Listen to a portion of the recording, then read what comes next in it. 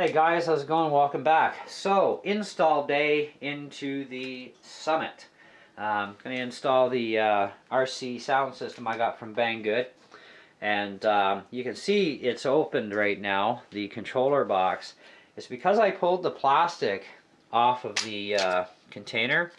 This is just like hard, griddly type plastic that, you know, with a little bit of age, and this plastic never takes long, it's just going to fracture and then you're kind of yanked at that time, you know. So I thought, you know what, let's just pull it off because the 3M tape is good strong tape and it's going to stick really well. I don't think these speakers are going to come off anytime soon.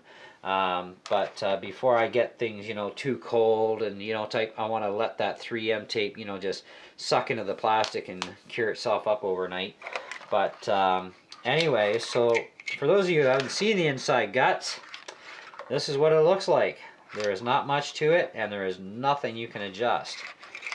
Now, waterproofing this, the best way I would say would be just cover the sucker in plastic dip. You know, connectors and all, like who cares? This is not something that's a maintenance type of unit.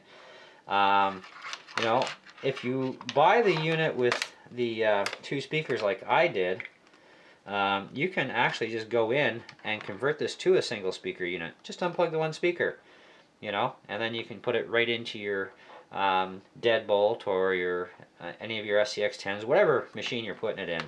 But I'm going for two speakers because I want this particular unit in my Summit.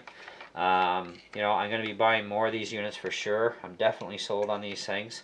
Right now, I'm not going to worry about the whole you know, waterproofing thing, so I'm just gonna put it the way it is. Now, as far as this box goes, like I said, it's not sealed, you know, with screws or anything, so I'm gonna have to go in and actually crazy glue this lid on, and also then reinforce it afterwards on top of that to make sure it never comes apart. And if I do want to waterproof this box later, which I will, I can just throw plastic dip even in the ends here. Save myself a lot of plastic dip too. Or you can use silicone, or if you choose to, hot glue. It's whatever you want to do. And once the box is mounted, I'm thinking about mounting it up and under here so that's out of my way. And it's a flatter spot on the windshield, so the 3M tape's going to hold better there. Be too close to put it here on the hood. So I thought, well, you know what, windshield works good. I don't have the room in here because this is where I ran my light kits, otherwise it would have been a perfect spot just like so. And I still actually could do it, I suppose, because most of it is going to be on here. I'll decide that in a couple of minutes, but I also don't want to block the speakers either, right? And I want to be able to get at these wires later because eventually I'm going to change over to a different button and a different volume control that I can mount on the outside somewhere, where I can get at things the way I want it. But anyhow, so right now I'm going to take the 3M tape and I'm going to install it on the back side here because I need the wire access up like this. So just pop that on there like so. Get it on there as evenly as you can, and then just rub it down on top like this, and that's going to make sure there's no air bubbles in there too, right? Because you don't want air bubbles. Okay, so we're going to let that sit. I'm going to go grab my crazy glue that back together, and then I'm going to, you know, move my wires out of the way because you do get a lot of excessive wire, which is great. So if you're even going to put one of these things in like a 1/5 scale machine, you got plenty of wire there to move your speakers around. So don't go away, I'll be back. Instant for you though. Okay guys, so I've just zoomed in a little bit. I've got the control box glued together, crazy glued it, like I said I would. Got it mounted onto the windshield, looped all my extra speaker wire through, just wrapped it around my lighting cables anyhow, and zip tied it, and then I zip tied the two controllers for the time being, just lightly, so I can get in there and snip it later when I want to change the sound controller and the switch over. And where this is located is in a nice high spot too, so no matter what, the truck is not going to interfere, right, and everything stays out of the way. So next thing we got to do is crack open our receiver box in the Summit, throw in the servo extension wire that I've got on here, and plug in our ESC and so on, and we'll be ready to slap some batteries in the truck and give her a test and see how she does. So we'll be right back. Don't go away. Okay guys, so time to get into the receiver box here. And I figured I'd do this part because I know there's a lot of people that haven't worked on their Summits yet and they don't know how to do some of this stuff anyhow. So first you're going to have to pull out your cover screw for your spur. Put that screw aside with the cover. And next is going to be, we got to pull out the motor.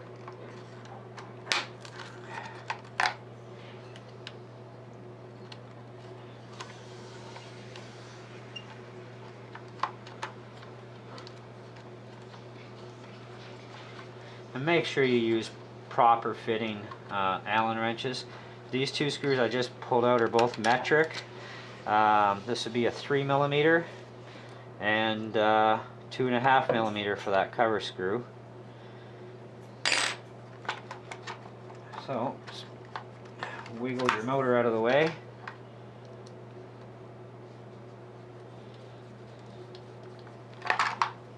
Okay. So now we gotta get into the receiver box, and we need Allen keys to fit all that jazz. So your bottom plate down here is going to be 2 mil. This is going to be like your little flat cover plate for your wires.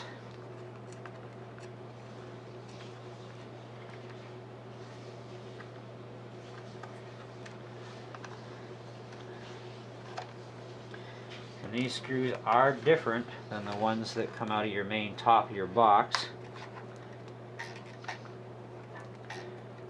So don't mix them up.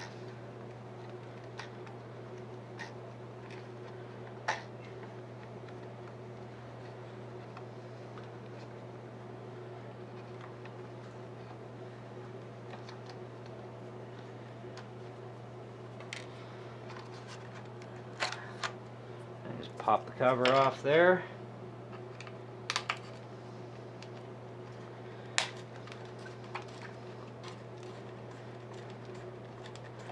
Now you are going to have to reset the gear mesh, and we will show you exactly how that's done properly as well.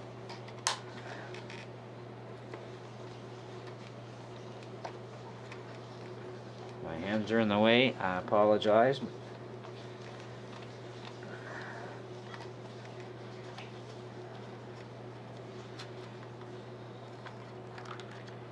And off comes the cover box.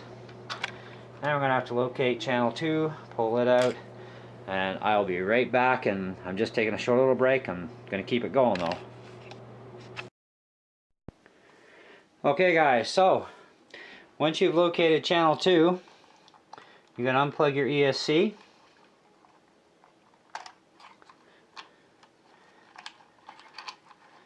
Move this mess of junk out of the way.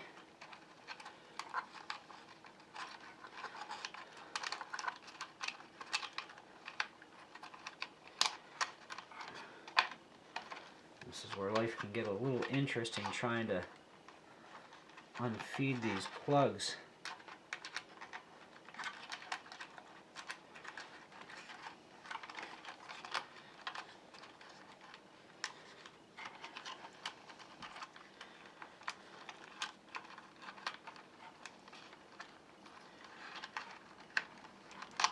There we go. You want to move that right out of there. Nice point to this is you won't have to take the receiver boxes apart again if you blow up your ESC. Anyways, so now we're going to have to feed in the new plug.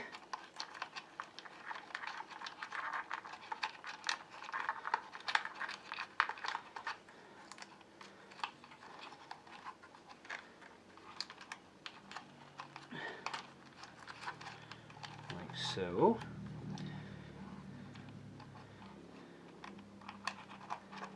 And your wires are all color coded too, like white, red, black, so same direction.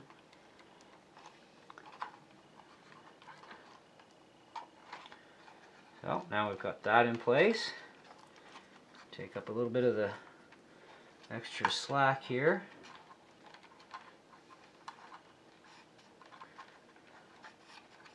Make sure you feed that across the slot after too, because you want to make sure that it sits in there properly.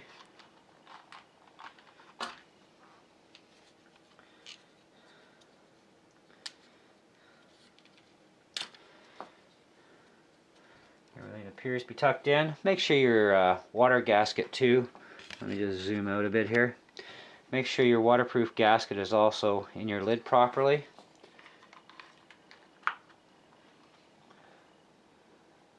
Okay, that's good. I think this one here, yeah, we're going to put the cover on first. Put this cover in place.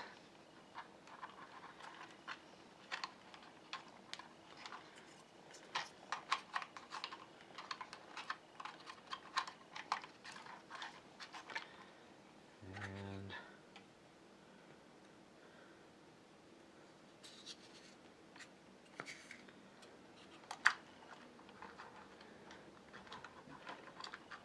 oh yeah, we got to put this one on first.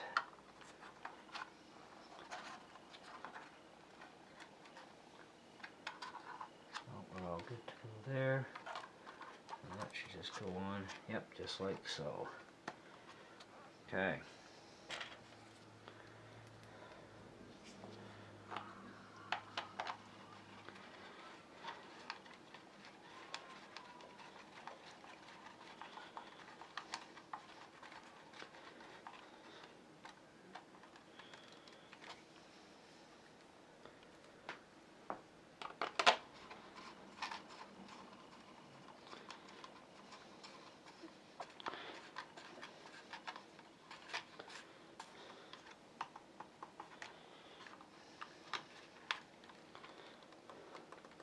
Make sure that's snug.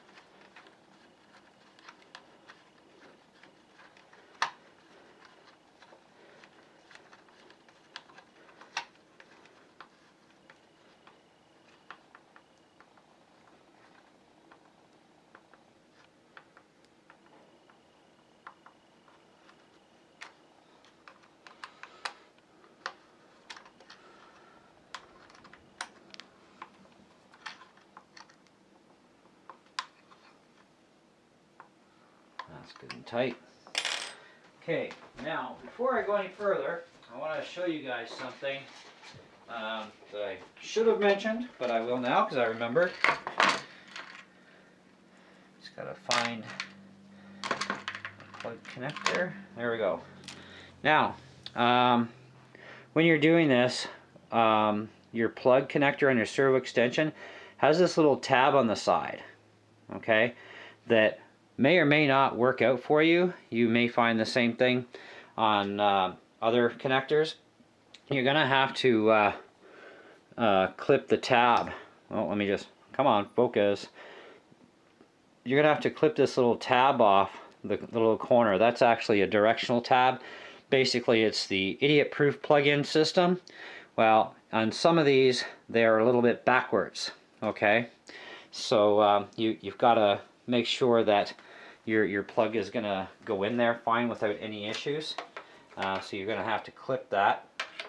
And all I do is I take a set of these cutters here, and I go right to the edge, right there, and right to the very edge of it, and just up to the shoulder, and just that easy.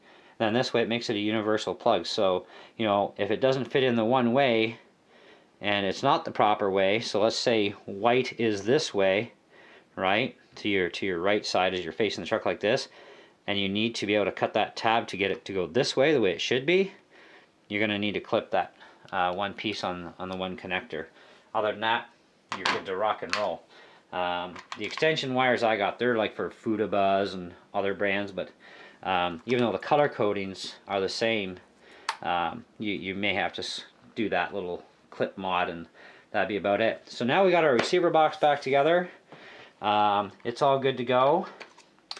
And so now, like I said, if you ever blow your ESC, it's all free run, so you don't have to worry about anything. So now we've got to get our motor back in. Now I'm thinking I want to try and have as little interference as I can.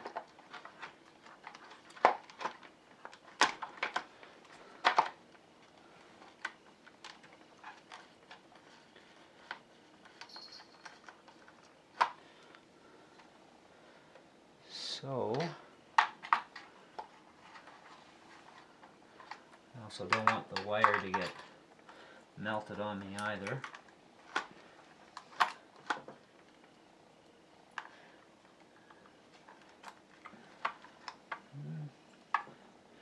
That actually looks not too bad.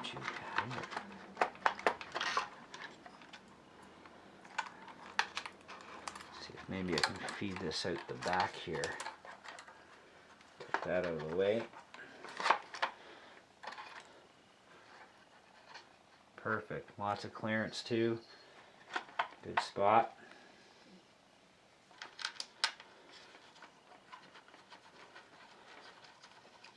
Okay. I'll be right back, and I'll show you how we're going to set up the gear mesh here. Okay guys, so to set up your gear mesh, you're going to need some standard, regular, everyday, generic printer paper. Okay, this seems to be the best thickness, and I've used it in all my RCs. Works beautiful. And you're going to need a pair of scissors, and you look at the width of your spur. You cut it about a little bit wider. Okay, you're going to need a strip, just like so. Yep.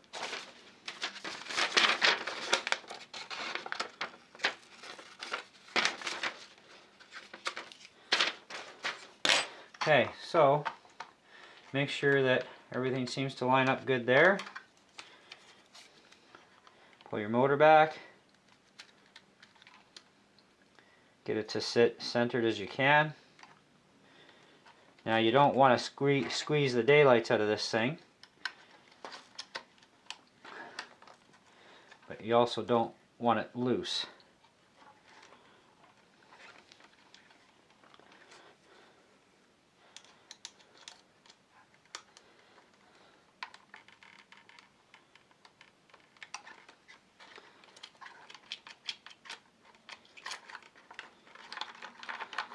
There we go. Perfect mesh. Every time.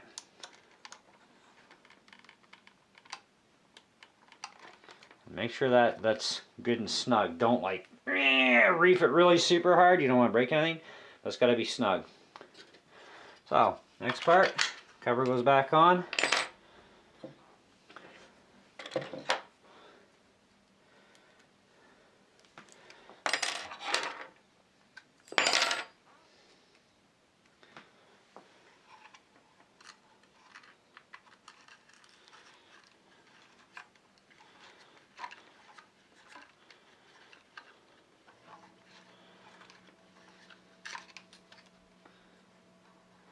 This screw, don't over tighten it. Just go until it stops on its own, and just give it a little bit of extra snugness, about that much. About a quarter turn past where it stops.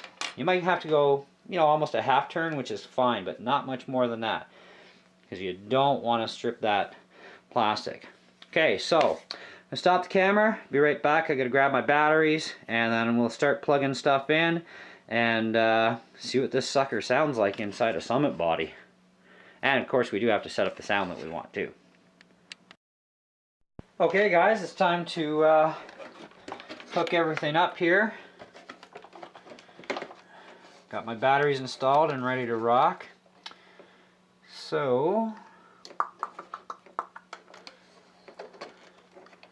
our ESC will plug into here. White to whites, blacks to blacks. Sound box. Line up our whites and blacks. Bonus.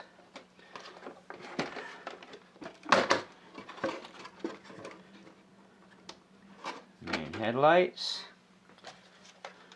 Radio is on. Let me just, I'm going to just move the camera back a little bit here.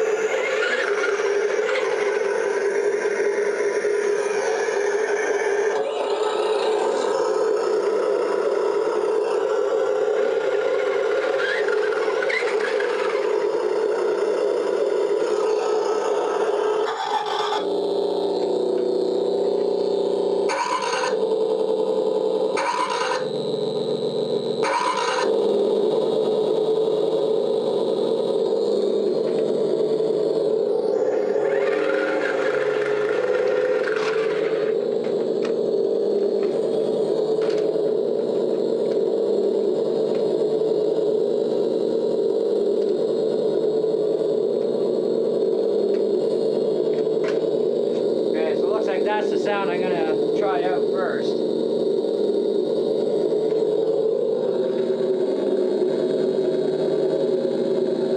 Looks and sounds pretty mean to me.